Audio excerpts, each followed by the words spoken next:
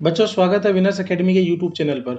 पिछले वीडियो में हमने कवर किया था डेबिट एंड क्रेडिट के रूल्स कि कब हमें किसी अकाउंट को डेबिट करना होता है और कब हम किसी अकाउंट को जो है वो क्रेडिट करेंगे।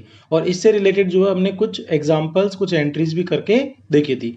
आज के इस वीडियो में हम इन्हीं डेबिट एंड क्रेडिट के जो रूल्स हैं इनकी डिटेल्ड में प्रैक्टिस करने वाले हैं और इससे रिलेटेड हम जो है वो प्रॉब्लम सॉल्व करेंगे। तो चलिए स्टार्ट करते हैं। सबसे पहले हमें यहाँ पे दिया हुआ है प्रॉब्लम नंबर 3 और प्रॉब्लम नंबर 3 में क्या दिया हुआ है, Tiwari and sons furnishes the following information. Tiwari and sons की इंफॉर्मेशन है transaction during the month of April 2020। अप्रैल 2020 के जो है हमें ट्रांजेक्शंस दिए हुए हैं। सबसे पहले हमें दी हुई है डेट और उसके बाद में जो ट्रांजेक्शन है उनकी डिटेल्स दी हुई है और हमें यहाँ पे जो है तिवारी एंड सन्स की जो जर्नल बनानी है। तो देखिए जर्नल का फॉर्मेट क्या होता है हमने पढ़ा था। सबसे पहले हम यहाँ पे लिख देंगे in the books of Tiwari and sons.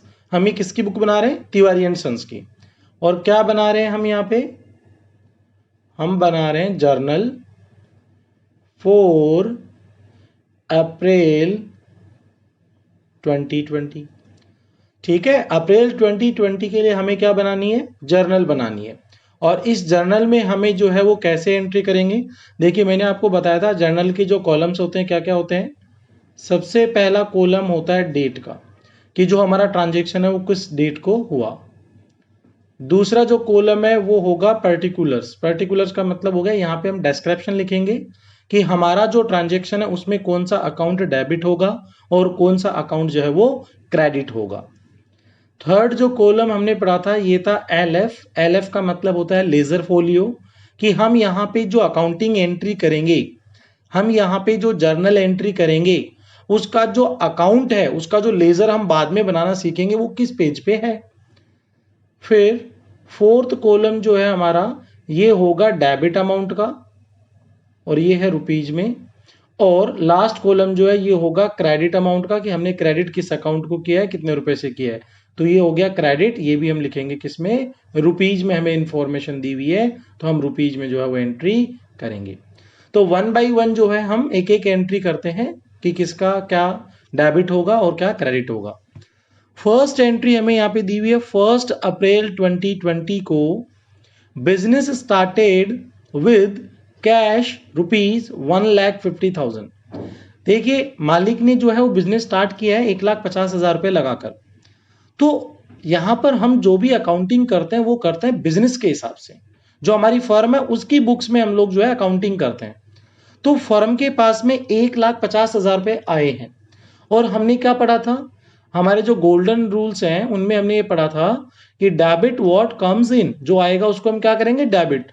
तो 1 अप्रैल 2020 को हमारे पास में क्या आया, कैश। तो हम लिख देंगे कैश अकाउंट डेबिट।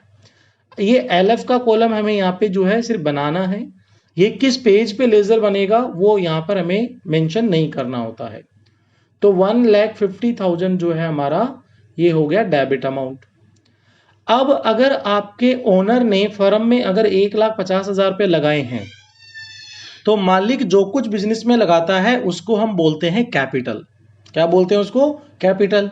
और कैपिटल बिजनेस के लिए क्या होती है, लायबिलिटी होती है। और लायबिलिटी को हम क्या करते हैं, क्रेडिट। और क्रेडिट का मतलब है टू करके हम लिखेंगे, तो हम यहाँ पे लिख देंगे टू कैपिटल अकाउंट। और ये किस में लिखेंगे हम, ये लिखेंगे हम क्रेडिट साइड में 1,50,000। तो डेबिट क्रेडिट हमारा मैच हो गया, तो हमारी पहली एंट्री जो है वो कंप्लीट हो गई है। अब क्या करना है हमें, इस एंट्री का हमें जो है वो नरेशन देना है। नरेशन क्या होता है, डिस्क्रिप्शन होता है, ताकि बाद में हमें पता लग सके कि ये जो एंट्री है ये हमने क्यों करी। तो हम यहाँ पे लिख देते हैं कैश रिसीव्ड एज कैपिटल, कि हमारे पास में जो है वो कैपिटल आई है। नेक्स्ट हमारा ट्रांजेक्शन है 1 अप्रैल 2020 को ही है ये भी। और इस दिन हमारा क्या ट्रांजेक्शन हुआ है, goods purchased from Manisha rupees 36,000। हमने मनीषा से जो है वो माल खरीदा है 36,000 रुपए का। तो देखिए हमारे यहाँ पे आया क्या, हमारे बिजनेस में क्या आया, स्टॉक आया। और स्टॉक जब आया तो मैंने कहा डेबिट व्हाट कम्स इन, जो आएगा उसको डेबिट करेंगे। तो स्टॉक के लिए हम लोग लिखेंगे यहाँ पे परचेज। देखिए जिस चीज में आप बिजनेस करते हैं ना, उसको अगर आप खरीदेंगे तो उसको परचेज कहेंगे, अगर आप उसको बेचेंगे तो उसको सेल्स कहेंगे। जिस प्रोडक्ट का आप बिजनेस कर रहे हैं उसका, आपका अगर मान लीजिए काम है ग्रोसरी खरीदने बेचने का, तो फिर आप फर्नीचर खरीदोगे बेचोगे तो वो परचेज सेल काउंट नहीं होगा, वो आपकी एसेट है, ठीक है, उसकी एंट्री अलग तरीके से होगी। तो यहां पर गुड्स मतलब जिसमें आप डील कर रहे हैं वो अगर आपने परचेज किया तो हम लिखेंगे परचेज अकाउंट डेबिट। कितने का माल खरीदा है? 36,000, 36,000 रुपए का। टू क्या कर देंगे हम?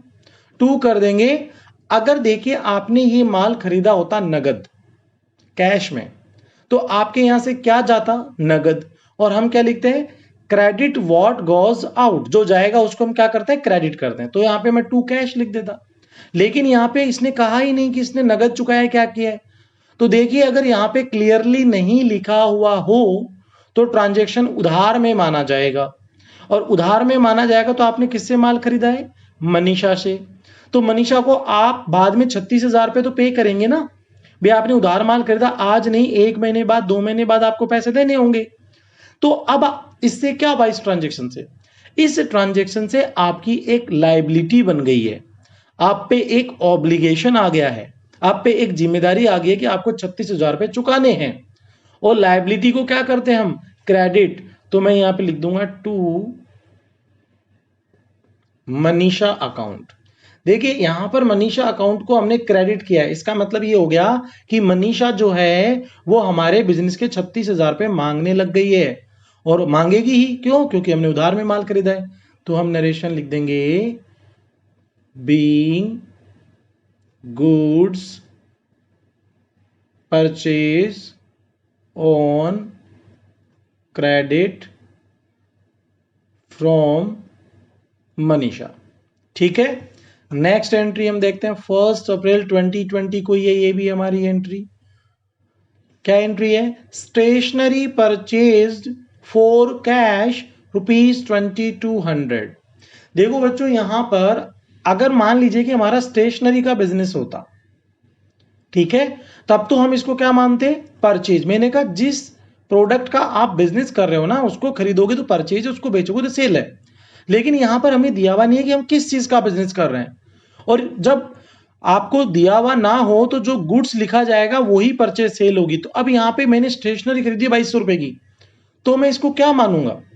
तो स्टेशनरी हमारे ऑफिस में भी तो काम आती है, pen pencil paper print out के लिए, तो ये एक तरह से हमारे लिए क्या है? खर्चा है। स्टेशनरी हमारा क्या हो गया? खर्चा। और हमारा गोल्डन रूल जो 2 है वो क्या कहता है? सारे एक्सपेंसेस और लॉसेस को डेबिट करो। तो सबसे पहले तो हम इस खर्चे को जो है वो डेबिट कर देते हैं। तो मैं लिख दूंगा स्टेशनरी एक्सपेंसेस अकाउंट डेबिट। कितने की स्टेशनरी खरीदी हमने? 2200 रुपए की। अब आपने स्टेशनरी का खर्चा तो किया, गया क्या आपके यहां से? फॉर कैश, आपने नगद में खरीदा है, तो व्हाट गोज आउट? क्रेडिट कर दो। तो क्या गया? कैश। तो कैश को क्या कर देंगे हम? क्रेडिट। हमने खर्चा किया और हमारे यहां से नगद चला गया, तो हम लिख देंगे टू कैश अकाउंट, ये आएगा 2200, और हम नरेशन लिख देंगे बीइंग स्टेशनरी परचेज्ड। ठीक है, इजी से आपको जो है नरेशन लिखना है, कोई दिक्कत नहीं है इसमें। नेक्स्ट हमारा ट्रांजेक्शन हुआ है, देखिए अब 2 अप्रैल को, open A bank account with SBI for ₹35,000। हमने एक SBI में अकाउंट खोला है 35,000 रुपए से। तो आप बताइए अगर किसी बैंक में अकाउंट खोला है 35,000 रुपए लगाकर, तो आपके यहां से क्या होगा? आपकी जेब में जो नगद है वो निकलकर अब कहां पे चला गया? बैंक में चला गया। कहां चला गया? बैंक में चला गया है। ठीक है, तो आपके यहां से गया क्या? आपके यहां से गया नगद। तो जो जाएगा उसको क्या करते हैं हम? क्रेडिट करते हैं। तो सबसे पहले हम 2 अप्रैल 2020 को जो क्रेडिट हुआ है वो एंटर कर देते हैं। तो हम यहां पे लिख देंगे टू कैश। कितना गया? 35,000, 35,000 रुपए। और ये नगद निकलकर कहां गया? बैंक के पास गया।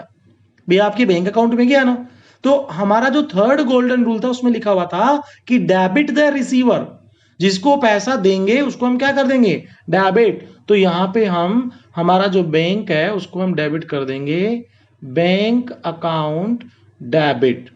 कितने रुपए से हो जाएगा ये हो जाएगा 35,000 रुपीज। तो आपके यहां से नगद निकलकर ये पैसा बैंक में चला गया। ठीक है, इसको हम जो है बच्चों कॉन्ट्रा एंट्री कहेंगे। कॉन्ट्रा एंट्री का मतलब होता है कि या तो आप बैंक में पैसे जमा करवाएं या आप बैंक से पैसे निकालें। तो आपके पास नगद है, किसी और से नहीं मिला आपको, आपके खाते से आपके पास है, या नगद आप अपने खाते में जमा कर रहे हो, इसको हम कॉन्ट्रा एंट्री बोलते हैं। और उसके बारे में डिटेल में हम जब कैश बुक बनाएंगे वहां पे समझेंगे। तो मैं यहां पे लिख देता हूं being cash deposited in bank, कि हमने जो नगद है वो कहां जमा करवा दिया, हमने बैंक में जो है वो नगद जमा करवा दिया है। नेक्स्ट एंट्री हमारी 2 अप्रैल की है, goods sold to Priya for ₹16,000। तो हमने क्या है 16,000 रुपए का माल बेचा है। ठीक है, गुड्स। तो जब माल बेचेंगे तो हम क्या लिखेंगे, सेल्स। तो अब यहां पर क्या करना है आपको, सबसे पहले यह है कि आपने माल बेचा है, तो सेल्स आपके लिए क्या एक तरह से इनकम है, और सारे इनकम को हम क्या करते हैं, क्रेडिट। तो मैं पहले लिख देता हूं टू सेल्स, कितने से आएगा ये 16,000 रुपए से। अब अगर आप अपने बिजनेस से माल बेचते हैं तो दो चीजें हो सकती हैं। क्या, पहली तो ये हो सकती है कि उसके बदले आपको नगद मिल गया हो। नगद अगर आपके पास आएगा तो जो भी आएगा उसको क्या करेंगे, debit. Debit what comes in, तो आप यहां पर लिख दोगे कैश अकाउंट डेबिट। लेकिन यहां पर क्या आपको कहा हुआ है कि आपके पास नगद आया, नहीं। तो हम ये मानते हैं कि हमने ये माल किस में बेचा, उधार में। अगर आपने प्रिया को उधार में माल बेचा है तो आप उससे रुपए लेंगे ना, 16,000 रुपए। आज ले हो या 2 महीने बाद ले हो या 3 महीने बाद ले हो। तो एक तरीके से ये प्रिया जो है 16,000 रुपए से हमारी बुक्स में क्या बन गई, एसेट बन गई है, जिससे हम बाद में पैसे ले सकते हैं। और एसेट को क्या करते हैं, हम डेबिट करते हैं। तो यहां पे हम लिख देंगे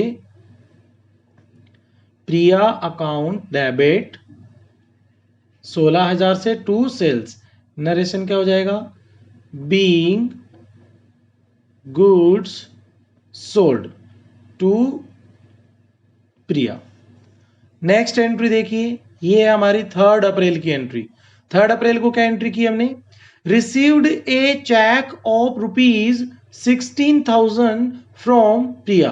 देखिए हमने यहां पर 2 अप्रैल को माल बेचा था उधार में, और 3 अप्रैल को इसने हमारे को 16,000 रुपए का चेक दे दिया। तो हम देखो 3 अप्रैल को एंट्री करेंगे। अब ये बताइए, अगर आपको चेक मिला है तो आपके पास आया क्या, मेरे पास चेक आया है। और चेक क्या नगद होता है, कैश होता है, नहीं, बल्कि चेक कहां पे जाएगा, बैंक में।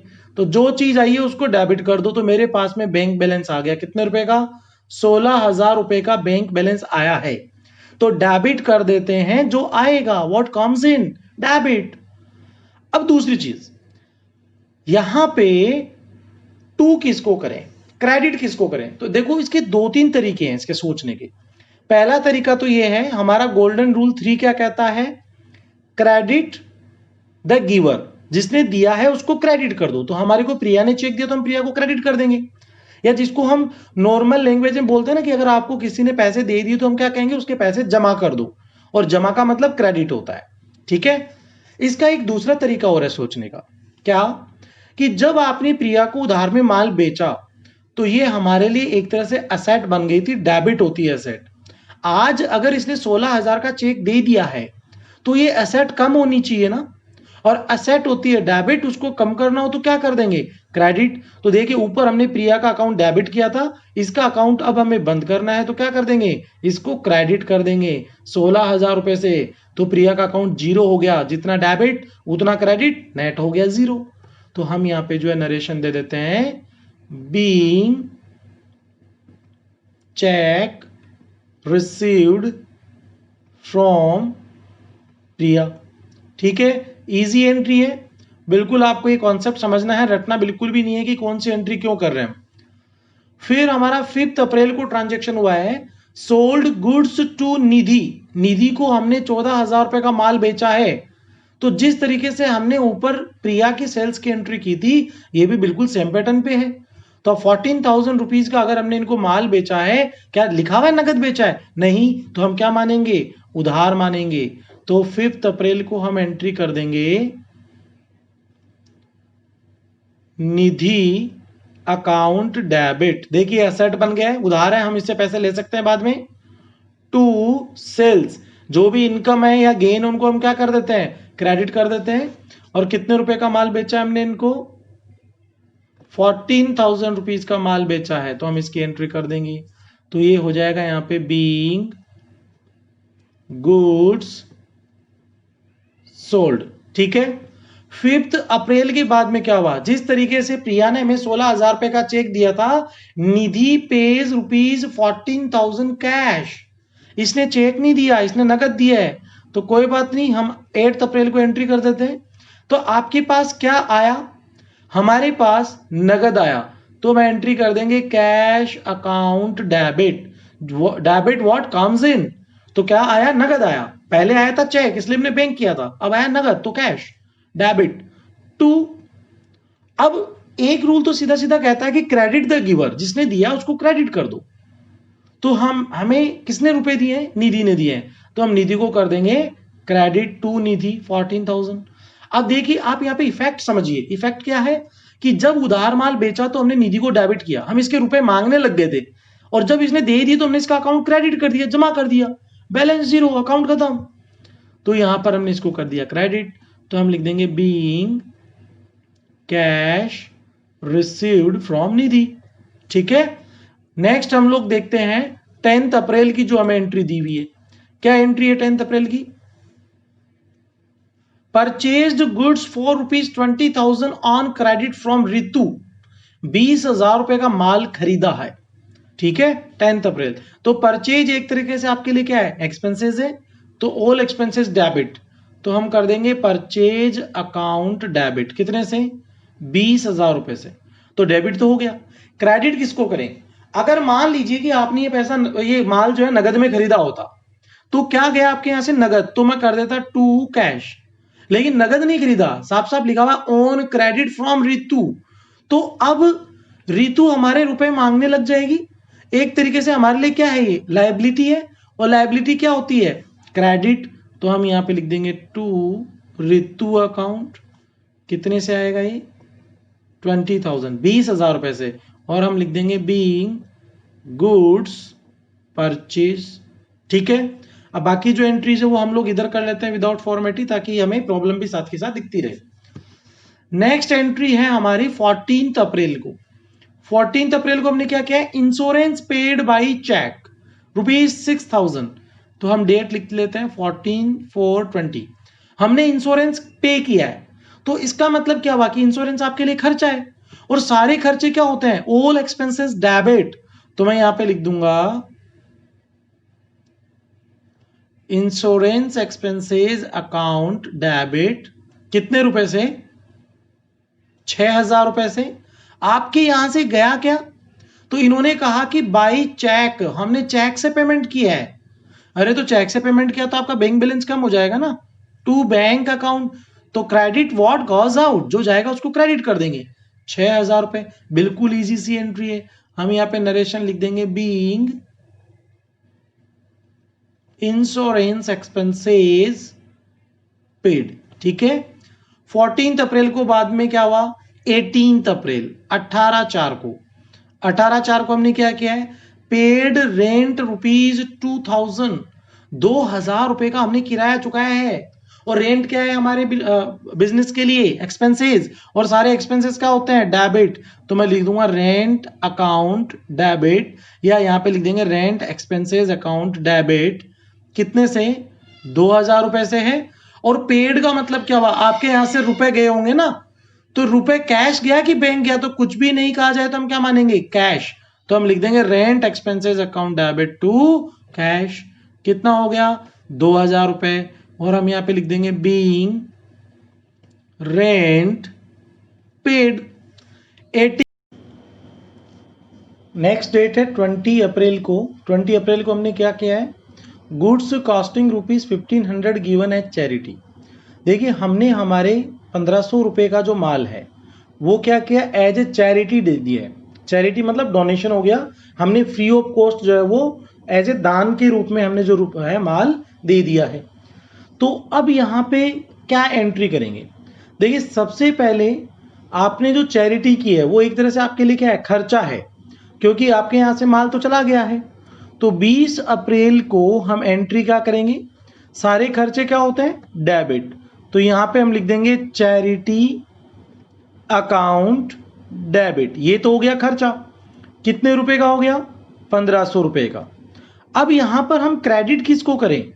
तो क्या आपके यहां से नगद गया? नहीं, हम क्या करते हैं, क्रेडिट व्हाट गोज आउट, जो जाएगा उसको क्रेडिट करेंगे। अगर नगद जाता तो मैं यहां पे क्या लिख देता, टू कैश, लेकिन नगद गया क्या, नहीं। आपने जिसको माल बेचा है क्या आप उसे रुपए लेंगे? नहीं लेंगे। तो हम उस बंदे का नाम भी नहीं लिख सकते कि हमने राम मोहन सोहन किसको रुपए दिए, किसको हमने माल दिया। तो अब यहां पे क्रेडिट किसको करें? तो देखिए जब आपने अपने बिजनेस से, अपनी दुकान से जो माल है वो अगर दान के रूप में दे दिया तो ये माना जाएगा कि आपने वो माल खरीदा ही नहीं था। तो जब आप माल खरीदते हैं तो उसको हम क्या करते हैं, परचेज अकाउंट डेबिट करते हैं। और वही माल अगर आपने जो चैरिटी दे दिया तो अब हमने उस माल को क्या मान लिया, खर्चा। खर्चा मान लिया तभी तो हमने क्या किया, उसको डेबिट। तो हम क्या करेंगे, यहाँ पे जो परचेज है उसको कम कर देंगे। तो यहाँ पे लिख देंगे टू परचेज, और ये क्रेडिट में आएगा 1500 रुपए। तो जब हमने माल खरीदा तब हमने उसको किया डेबिट, और जब हमने माल एज ए चैरिटी दे दिया तो हम क्या करेंगे, परचेज को जो है वो कम कर देंगे। तो हम यहाँ पे जो है वो नरेशन लिख देते हैं, being goods given as charity, कि जो हमने माल है वो चैरिटी के रूप में दे दिया। नेक्स्ट हमारी एंट्री है 24 अप्रैल को, परचेज्ड ऑफिस फर्नीचर फॉर ₹11,200, 11,200 रुपए का हमने जो है वो ऑफिस फर्नीचर खरीदा है। तो इसकी क्या एंट्री होगी? देखिए क्या फर्नीचर का आप बिजनेस करते हैं? नहीं, हम जिस प्रोडक्ट में डील करते हैं ना, जिसकी परचेज सेल करते हैं, उसको हम परचेज या सेल लिखते हैं। लेकिन आपने तो ऑफिस फर्नीचर खरीदा है और ये क्या है, हमारे लिए असेट है। और सारी असेट्स क्या होते हैं, डेबिट। या तो आप ये वाला रूल लगा दीजिए, या दूसरा रूल क्या है, डेबिट व्हाट कम्स इन, जो आएगा उसको क्या करना है, डेबिट। तो आपके पास में क्या आया, ऑफिस फर्नीचर। तो हम जो हमारी नेक्स्ट एंट्री करेंगे ये कितने रुपए से होगी, 11,200 रुपए से। तो हम इसको लिख देते हैं यहाँ पे 24 अप्रैल को ऑफिस फर्नीचर अकाउंट डेबिट, कितने रुपए से आएगा ये, 11,200 रुपए से। तो जो आया उसको तो आपने डेबिट कर दिया, अब क्रेडिट किसको करें? तो आपके यहां से क्या गया, व्हाट गोज आउट। तो क्या आपने ये माल उधार में खरीदा फर्नीचर? नहीं। क्या नगद में खरीदा? ये भी नहीं दिया हुआ है। तो देखिए ना तो यहां पे लिखा हुआ है कैश और ना लिखा हुआ क्रेडिट, तो आप इसको क्या मानोगे?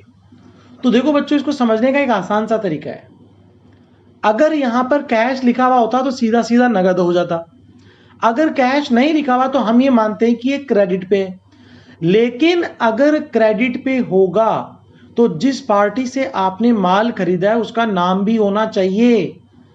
किससे माल खरीदा, XYZ, क्या किसी का नाम दिया हुआ है? नहीं दिया हुआ है। और अगर नाम नहीं दिया हुआ है तो हम ये मानेंगे कि ये जो है वो नगद में ही खरीदा है। तो आपके यहां से क्या गया, नगद। और हमने क्या रूल पढ़ा है, क्रेडिट व्हाट गोज आउट, जो जाएगा उसको क्रेडिट कर दो।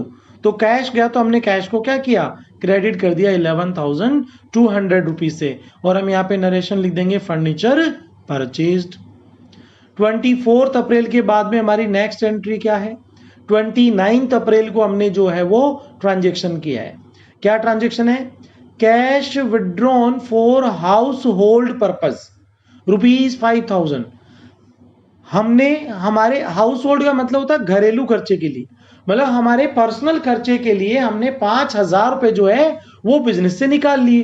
तो देखिए जब मालिक बिजनेस में पैसे लेके आता है उसको हम बोलते हैं कैपिटल, और जब वो बिजनेस से रुपए निकाल के ले जाएगा उसको हम कहेंगे ड्रॉइंग्स। उसको हम क्या कहेंगे, ड्रॉइंग्स। तो यहां पर हमारा जो नेक्स्ट ट्रांजेक्शन है वो हुआ है 29 अप्रैल को। ड्रॉइंग्स डेबिट होती हैं ड्रॉइंग्स क्या हो गया, डेबिट, कितने से 5,000 रुपए आपने जो है विड्रॉ किए। अब अगर मालिक ने बिजनेस से 5,000 रुपए निकाले हैं तो बिजनेस से क्या गया, बिजनेस से नगद गया ना, कैश गया। भाई हमारी दुकान में जो रुपए थे उसमें से मालिक 5,000 रुपए निकाल के ले गए, तो बिजनेस से क्या गया, कैश। और क्रेडिट व्हाट गोज आउट, जो भी जाएगा उसको क्या करेंगे हम, क्रेडिट, तो टू कैश। कितना आ जाएगा, ये आएगा 5,000 रुपए। हम इसका नरेशन जो है, और नरेशन में अगर किसी बच्चे को दिक्कत हो तो आप जो है प्रॉब्लम में दिया तो वही लिख सकते हो कि cash withdrawn for house hold purpose, ठीक है, ये भी हमारा नरेशन का काम कर जाएगा। नेक्स्ट हमारा ट्रांजेक्शन है 30 अप्रैल को, 30 अप्रैल को क्या किया हमने, इंटरेस्ट रिसीव्ड कैश ₹1200, 1200 रुपए का जो इंटरेस्ट है वो हमें नगद मिला है, तो ये एंट्री हम करेंगे 30 अप्रैल को। तो आपके पास आया क्या, रिसीव हुआ है ना, क्या रिसीव हुआ है, कैश, तो नगद आपके पास आया, तो जो आएगा उसको क्या करेंगे हम, डेबिट, तो कैश अकाउंट डेबिट, कितने रुपए आए, 1200 रुपए। अब हम क्रेडिट किसको करें, डेबिट तो ठीक है, तो हमने एक तो पढ़ा था कि जो गिवर है, जो देगा उसको क्रेडिट करो, किसने दिया कुछ पता नहीं है। तो यहां पर आप ये बताइए, आपको अगर इंटरेस्ट मिला है तो आपके लिए इंटरेस्ट क्या है, इनकम हुई ना, और सारी इनकम और गेन को हम क्या करते हैं, क्रेडिट, तो हम यहां पे लिख देंगे टू इंटरेस्ट इनकम, 1200 रुपए की हमारी जो इंटरेस्ट की इनकम हो गई है। और यहां पर हम नरेशन क्या लिखेंगे, इंटरेस्ट रिसीव्ड इन कैश, जो प्रॉब्लम में दिया हुआ उसी को जो आप एज ए नरेशन लिख सकते हो। फिर हमने 30 अप्रैल को क्या किया, कैश सेल, नगद में माल बेचा है, सेल्स की है कैश में, तो हम यहाँ पे 30 अप्रैल को लिख देंगे। अगर आपने नगद माल बेचा है, कैश सेल करिए, तो आपके पास आया क्या, हमारे पास कैश आया है, तो जो आता है उसको क्या करते हैं, debit, debit what comes in, तो मैं यहाँ पे लिख दूंगा कैश अकाउंट डेबिट, क्योंकि मेरे पास आया है, कितना आया, 2300 रुपीज। अब क्रेडिट किसको करें, तो या तो गिवर को करिए, जिसने आपको ये दिया है नगद, उसकी कोई डिटेल हमारे पास है नहीं, तो यहां पर हमें ये दिया हुआ है कि हमने जो सेल्स करी है वो हमारे लिए क्या है, सेल्स हमारे लिए होती है इनकम, इनकम या गेन, और इनको हम क्या करते हैं, क्रेडिट करते हैं, तो यहां पे हम लिख देंगे to cash account debit to sales, और ये कितने रुपए से आएगा, 2300 रुपीज। नरेशन हम लिख देंगे being goods sold for cash. Next हमारा 30 अप्रैल को ही, 30 अप्रैल को, कमीशन पेड ₹3000 बाई चेक, हमने जो है 3000 रुपए का कमीशन पे किया है चेक के थ्रू। तो अगर आपने पे किया है कमीशन, तो इसका मतलब कमीशन आपके लिए क्या है, खर्चा है, और सारे जो खर्चे होते हैं, जो एक्सपेंसेस होते हैं वो क्या होते हैं, डेबिट, तो मैं यहां पे लिख दूंगा कमीशन अकाउंट डेबिट, कितने रुपए से, 3000 रुपए से। और आपके यहां से गया क्या, आपने जब कमीशन का खर्चा पे किया तो आपने बाई चेक पे किया है, ठीक है, हमें यहां पर क्या दिया हुआ था कि आपने जो वो चेक पे किया, चेक दिया है 3000 रुपए का, तो इसका मतलब ये हुआ कि आपका बैंक बैलेंस कम हो जाएगा, तो क्रेडिट व्हाट गोज आउट, जो जाएगा उसको क्रेडिट कर दो, क्या जाएगा हमारे यहां से, बैंक बैलेंस, तो हम कर देंगे टू बैंक 3000। नरेशन, नरेशन मैंने आपको बताया कि आप एंट्री से ही हेल्प ले सकते हो, तो हम नरेशन में लिख देंगे कमीशन पेड। अब हमारी दो एंट्रियां हो रहेगी यहाँ पे, एक है 30 अप्रैल की, हमने टेलीफोन का बिल पे किया है, और दूसरी 30 अप्रैल की जिसमें हमने पेमेंट ऑफ सैलरीज किया है, तो ये दो एंट्री और हम कर लेते हैं।